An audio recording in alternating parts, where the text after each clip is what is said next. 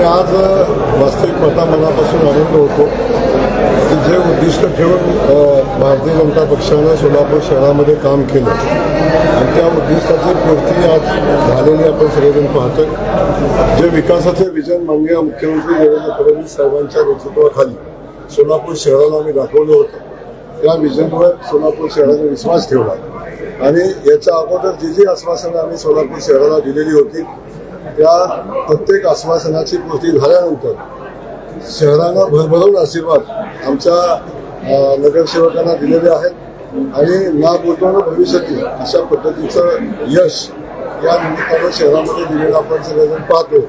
व आज आनंदाचा दिवस आहे आणि सगळ्या आमच्या नगरसेवकांना या निमित्तानं एकत्र बोलवणं, त्यांच्यासोबत चर्चा करणं आणि त्यांच्यासोबत स्नेहभोजन घेणं, त्याच वेळी आमच्या पत्रकार बांधवांच्या सोबत स्नेहभोजन घेणं हे वास्तविक आता आजच्या कार्यक्रमाचं नियोजन आहे. त्याच्याविषयी वेगळं कुठलंही नियोजन आज नाही. जिल्हा परिषद लगेच दुसरी मोहीम आलेली आहे हातासमोर, जिल्हा परिषदेची कशी आपण काय मार्गदर्शन असणार म्हणून बघितलं असेल की शहराची निवडणूक संपल्यानंतर किंवा राज्याची निवडणूक संपल्यानंतर माननीय मुख्यमंत्री मोदयांनी राज्यातल्या सगळ्या नगरसेवकांसाठी कॉमन सूचना दिलेल्या आहेत की लोकांच्यासाठी काम करा, पारदर्शी काम करा. हे या निमित्ताने सांगितलं. विजयाचा उन्माद करू नका, या तिन्ही गोष्टी माननीय मुख्यमंत्री मोदयांनी सांगितलेल्या आहेत. मला वाटतं आम्ही सगळेजण, म्हणजे मी पण त्याचा एक भाग आहे, म्हणजे देवेंद्र कोटेजी त्याचा भाग आहे.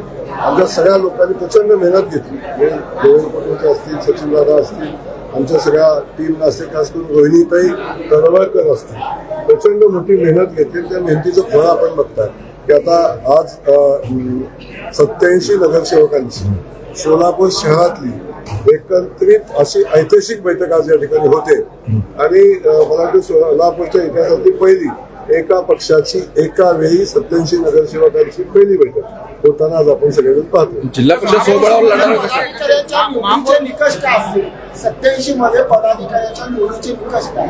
आजचा विषय पदाधिकारी निवडीचा नाही, निकष ठरवण्याचा नाही, महापौर ठरवण्याचा नाही, स्वीकृत ठरवण्याचा नाही. आज फक्त आणि फक्त स्नेहभोजन आणि सगळ्यांनी एकत्रित येऊन आनंद साजरा करणं याच्या पलीकडचा कुठलाही विषय आजच्या बैठकीमध्ये नाही. महापालिकेला 75 पारचा नारा दिला होता. समितीमध्ये युती होणार का? नाही, आपण पाहिलं की सोलापूर शहरामध्ये सुद्धा आमच्या सगळ्यांची भावना होती की महायुती व्हावी आणि ती महायुती झाली नाही. काही लोक म्हणजे आम्हाला अहंकार आहे, पण काही लोकांना अनावश्यक अहंकार झालेला आहे आणि त्याचा परिणाम आपण बघितला काय झाला. त्याचा म्हणून या लोकांच्या अहंकारापोटी MIM हा विरोधी पक्ष म्हणून आपल्या समोर आला.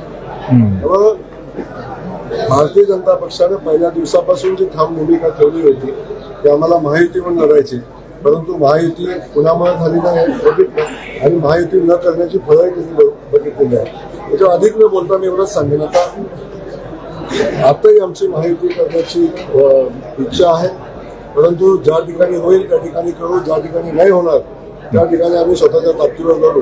आणि आजही आमचा संकल्प आहे अबकी बार जिल्हा परिषद में बीजेपी सरकार.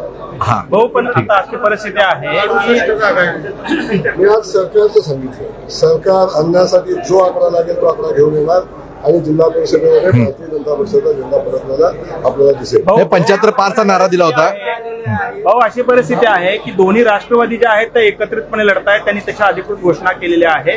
याचा परिणाम भाजपला किंवा आपल्या एकंदरीतच उमेदवारांवरती होईल का, काय वाटतंय? भारतीय जनता पक्ष या सगळ्यांच्या विरोधात खूप पूर्वीपासून लढत आलेला आहे. आता महायुतीमध्ये त्यातला एक घटक महायुतीमध्ये अजितदादांच्या रूपानं आहे.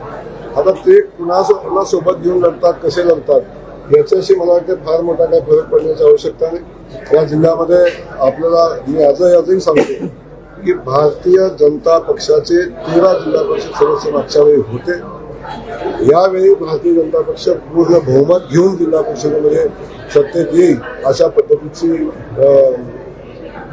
संकल्प करून आम्ही काम करतोय आणि मला वाटतं त्या संकल्पाच्या सोबत सोलापूर जिल्ह्यातली ग्रामीण भागातली जनता पण आमच्या सोबत राहील आणि जे यश आम्हाला नगरपालिकेमध्ये मिळालं, जे यश आम्हाला महानगरपालिकेमध्ये मिळालं, तेच यश आम्हाला येणाऱ्या जिल्हा परिषद आणि पंचायत समितीच्या निवडणुकीत मिळेल आणि बहुतांश सदस्य हे भारतीय जनता पक्षाला निवडून येईल.